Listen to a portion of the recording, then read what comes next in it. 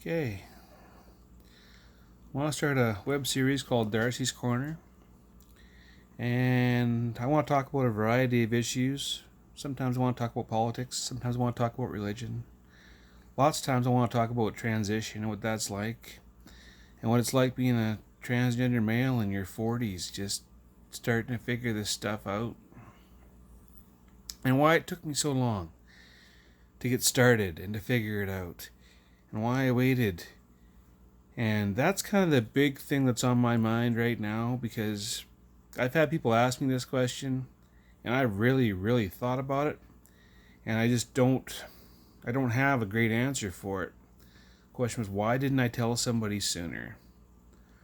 Why didn't I make this decision sooner? Why did I wait so long? A lot of whys.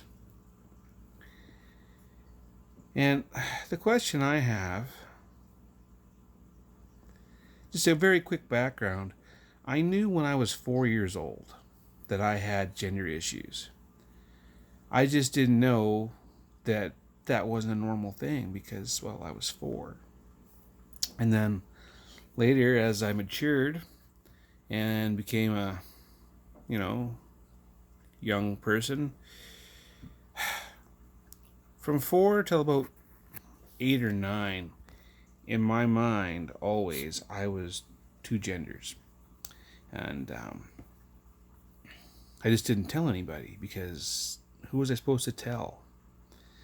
And if I had told anybody, they would have said I was crazy, or they would have called me a sissy or something. And understand, I was a child in the 80s and I was a teenager in the 90s. And the common phrase to tell somebody they were doing something wrong or bad was like a girl.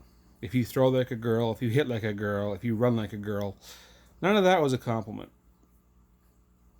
So the fact that I liked many things that were typically for girls, but I just didn't tell anybody, right? Sometimes I would tell people, sometimes I would get away with things. Like, I liked tea parties, and I had dolls. I had teddy bears and Cabbage Patch dolls, and I had access to dolls, rather. I didn't always necessarily have the doll. It wasn't necessarily my doll, but the day home that I went to was run by my grandmother, and so all the toys there, as far as I was concerned, they were all mine, all the time. Sure, I had to share with the other kids, but I was always going back to grandma's, so my toy was always going to be there when I went back. So if I liked this doll or that doll, even if I didn't take it home, that didn't matter. It was going to be there the next day if I wanted to play with it. And I did. I played with it.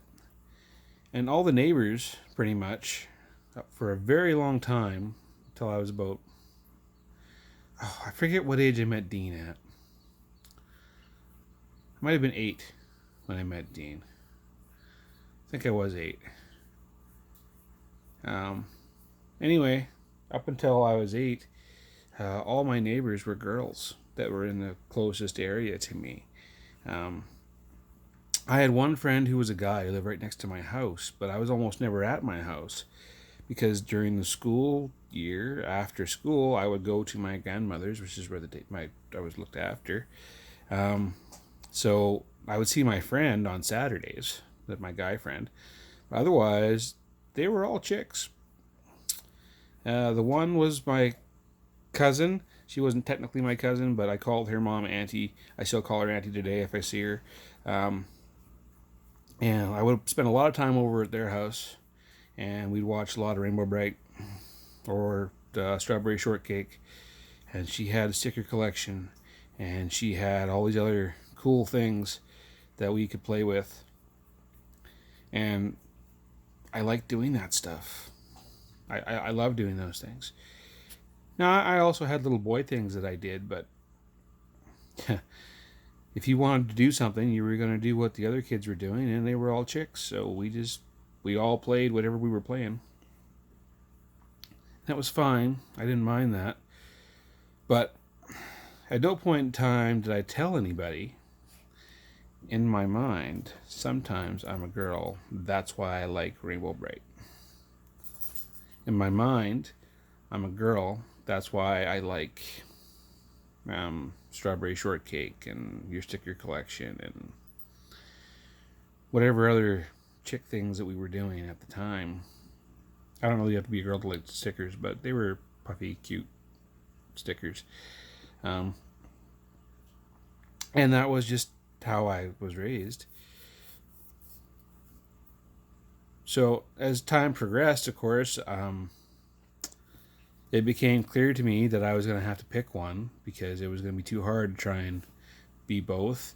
And so, I mean, I picked guy because I was a guy, but I still wanted the feminine things. I still liked them. I'm non-binary, by the way, so I like my masculine traits, and I like my feminine traits. But I've been suppressing my feminine traits for the last 30 years.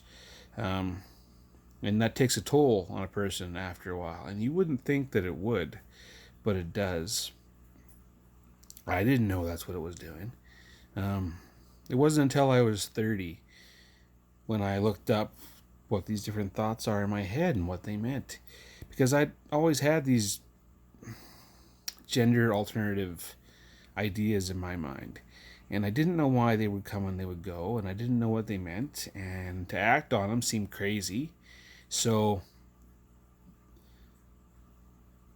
when I was a little kid, I didn't tell anybody, but I did occasionally watch, the cartoon. That was a girl cartoon. Maybe it was She-Ra or Rainbow Bright or some other chick-related thing. And I wanted makeup and I wanted nail polish. But I couldn't tell anybody I wanted those things because those are girl things. And so I didn't tell anybody, but I wanted them. I didn't even like wearing makeup on my face at Halloween because it was just too close to what I wanted. And I wasn't supposed to want that, so I didn't. Anything that I wanted, but I knew I wasn't supposed to want, I would actively avoid. Because then people would know. And it would become known that I wanted that eyeshadow, or I wanted to do my nails, or I wanted to try on that dress. And I wasn't supposed to want those things. So I actively avoided them. But anyway, so I get to around age 10 or so, and I realize I got to pick one. So I picked the guy. And that's fine. But I was picked on a lot in elementary school and in high school. Not because I'm trans and not because I was openly gay or effeminate. I wasn't. Everybody thought I was a straight male. And so I went with that because that was easiest. But I do have ADHD or ADD. I'm not sure which one, like one of the two. And for me, I'm very socially awkward as a result of that. Whether that's the only thing that causes it or not, who the hell knows? But the important thing is I'm socially awkward. And people pick up on that around me right away. And so people don't like me. A lot of people just effing hate me right now. And they let me know. And I'm not to be seen near them or heard near them. I am not good enough to breathe their air. They've taught me that since I was 10. Right? And so I'm already on the bottom of the totem pole. And in the 80s and 90s, like, gay was bad. Okay? There was no gay straight alliance. And I'm pansexual, so I actually like women. And I like the female form, and I find them attractive. And so to hide my transness or my sexuality wasn't that hard because I didn't have to fake liking girls. I liked them. I also kind of liked boys, but I couldn't tell anybody because it wasn't safe to be gay. Plus, in the 90s, like, AIDS was a big thing. AIDS is still a thing now, but I don't see AIDS on every TV show now. In fact, you almost never see AIDS on TV shows now. But back then, every other episode of Degrassi or whatever the frick was on TV at the time, they were talking about the AIDS epidemic and how horrible it was, and basically they just said it was a gay disease. So I didn't want the gay disease, so it was easier not to be gay, and there was no distinction between the sexualities.